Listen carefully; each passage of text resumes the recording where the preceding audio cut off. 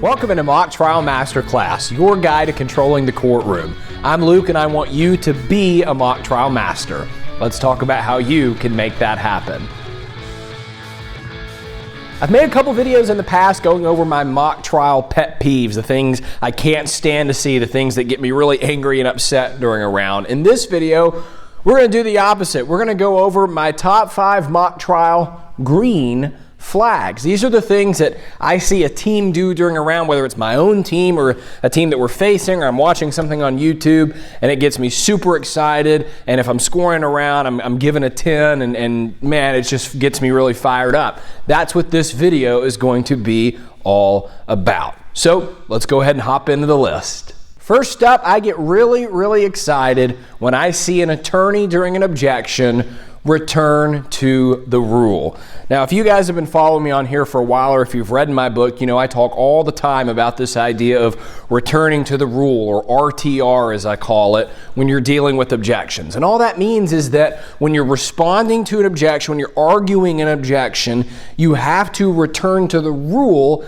as the basis for your argument. Think about it for a second. All we're doing with objections is having the judge decide whether the thing the witness is talking about or the question that was just asked, whether it's allowed. And the way we tell whether something is allowed or not is through the rules of evidence. So doesn't it make sense then that if we're arguing back and forth about whether something is or is not allowed, doesn't it make sense that we need to use a rule, that we need to return to the rule to help the judge make that decision? The answer is yes, it does make sense. And it kills me when I watch people making an objection argument and they don't ever bring out a rule. They just kind of make a logical argument that's very stream of consciousness and has no real direction to it. On the other hand, when an attorney, is on the receiving end of a hearsay objection, and instead of just going, oh, well, this isn't hearsay, blah, blah, blah, but they start with, Your Honor, under Rule 801, hearsay is an out-of-court statement offered in court to prove the truth of the matter asserted. When that's what they do, that's what RTR looks like, and I get really excited when I see that done and when I see it done well. So you need to do that too. When you're responding to an objection, most of the time, the first words out of your mouth need to be, well, Your Honor, according to rule blank, and talk about the rule. You don't have to set a rule number. You can just say according to the hearsay rule, according to the rule for relevance, but you need to start with the rule. Don't make it corny, right? Don't be so repetitive that we've had 5,000 relevance objections and on 5,001 we're again saying Your Honor, relevance is this under Rule 401, right? Don't get weird with it, but as a general rule, RTR in every objection argument. Number 2 thing that gets me fired up, green flag in mock trial, is a clean impeachment. The reason that gets me so excited is because I feel like most impeachments in mock trial are the exact opposite of clean. I see a lot of impeachments in mock trial that are honestly very messy and there's no real formula to them. Here's the deal with impeachments. It's a lot more about the process than the emotion that you're bringing to the table as an attorney. And way too often I see attorneys just get mad or upset because, oh, this witness is lying, they're making something up, and I'm just going to get really upset. And believe me, I did that all the time when I competed. But I promise you're going to be a lot better off as an attorney if instead of, well, you said this and in your statement, and I'm just getting really mad, if I take a deep breath and I follow the 3 steps you got to follow with an impeachment. You confirm, get the witness to confirm their testimony. It's your testimony today, fill in the blank. You credit the witness's statement. You prepared a statement before today's case. It was signed, it was sworn, it was under oath, the same oath you're under right now. And then the contradict part, that's when we kind of go in for the kill. And we say, and in that statement you said, fill in the blank, contradicting whatever the witness just said on the stand. Again, this needs to be done with very little emotion, slowly. It's all about the cleanliness of the process. And when I see that done well, when I see an attorney who is in control the whole time, both of the process and of their emotions, man, I get super excited. And if I'm scoring around, your score is going way up. Number 3 thing that gets me fired up during a mock trial round, and this one is so simple, using a signpost. I recently made a video all about signposts and just how important they are to your presentations in mock trial. And look, this goes for whether you're giving a speech, a direct examination, or cross-examination. You have to use signpost. If you don't know what a signpost is, it's simply a statement that you make as the attorney, cluing the jury in on where you're going next in a transition from one main point to the next. So let's say I'm directing an expert and we've talked about their background. Well, instead of just going, where did you go to school? Well, how did you become involved in this case? And we're kind of jumping all over the place and the jury's getting whiplash. It's a lot better if we have that transition phrase, that signpost, where I say, where did you go to school? They answer that question, and then I say, now I want to talk about how you got involved in this case. Can you tell us about that, right? That little phrase, now I want to talk about, or now let's talk about, clues the jury in that we're transitioning topics, and it helps them focus and stay in tune with where you're going as an attorney. It's such a small switch to flip, but it can make a huge difference in the effectiveness of your content. Again, that goes for examinations and speeches. You got to have signposts, and I just get really, really excited whenever I see an attorney use one well. Number 4 on the list is when I see a witness who has a good accent. Now, notice that I didn't just say a witness who has an accent. Good is the key word there. I have over the years seen some truly horrendous witness accents. I've seen bad Southern accents, bad British accents, Irish accents, Brooklyn accents. You name it, I have seen a horrific, bad version of that accent in mock trial. But what I will say is that for every horrendous accent I've seen, on the flip side, I've seen a really, really good one.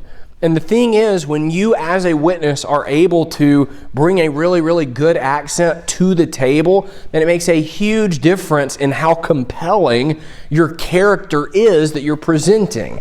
Now, there are some guardrails you want to have with your accents. For example, I wouldn't recommend more than one witness on each side of your case having an accent, 2 at the absolute most, but I'd tend to stick with that 1 rule. And the other thing you got to have with the accent is, it's got to sound authentic, right? It can't sound like a bad impression, but it also needs to be consistent throughout the entirety of both your direct examination and your cross-examination on the other side. Those are just some of the factors that lead to a good accent in mock trial, but it's a lot easier really to spot a bad one. It's when it's not consistent throughout your direct and your cross. It's when it starts to sound like a bad stereotype or an impression as opposed to the real deal. So when I have my students using an accent, I encourage them to really, really dig in. Listen to that accent over and over again. Listen to podcasts hosted by people with that accent. Watch TV shows with characters that have that accent.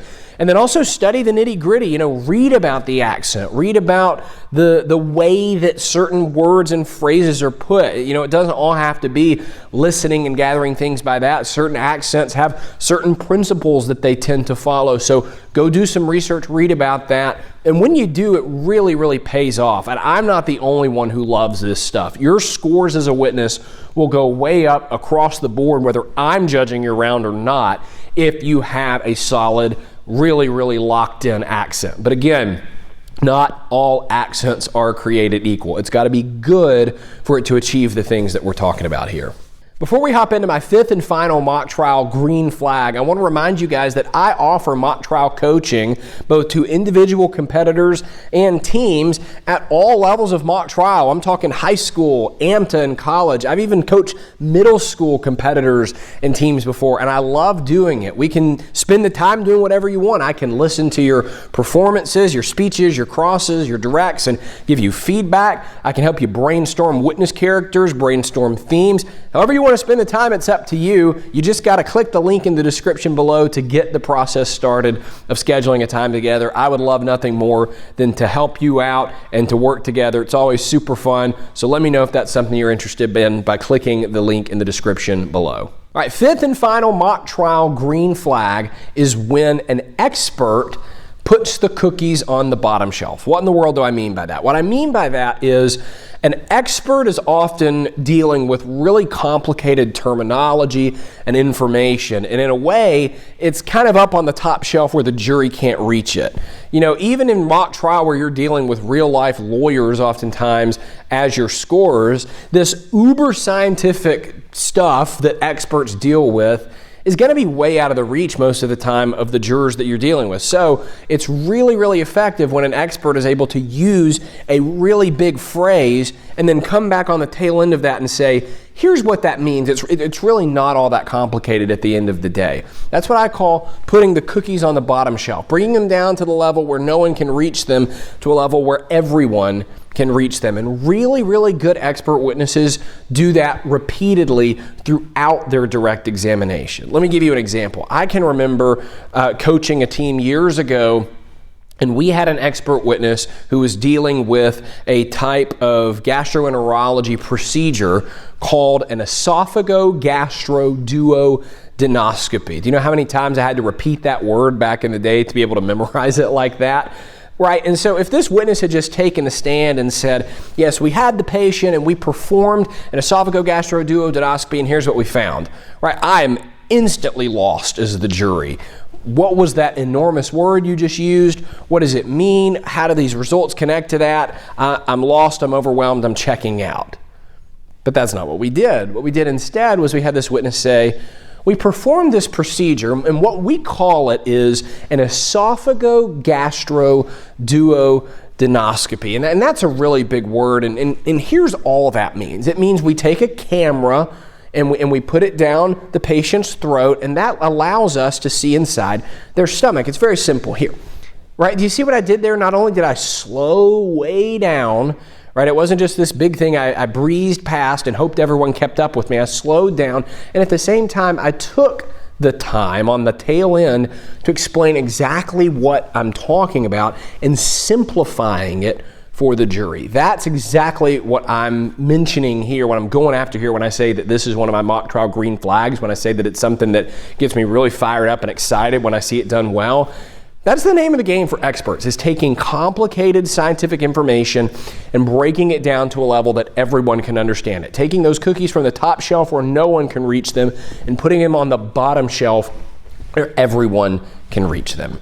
So the moral of the story from going over these green flags is that if you're in any of the roles I talked about, you're an attorney, you're an expert witness, any kind of witness, do this stuff. Put it into your performances right now before your next competition, because I promise you, it's not just me who's noticing these things. These aren't like little peculiar things that I pick up on because I like mock trial. Every one of your scores, for the most part, is going to appreciate and score you higher for doing this stuff. So go right now, implement it into your performances, and if you do, you will rise to the level of a mock trial master.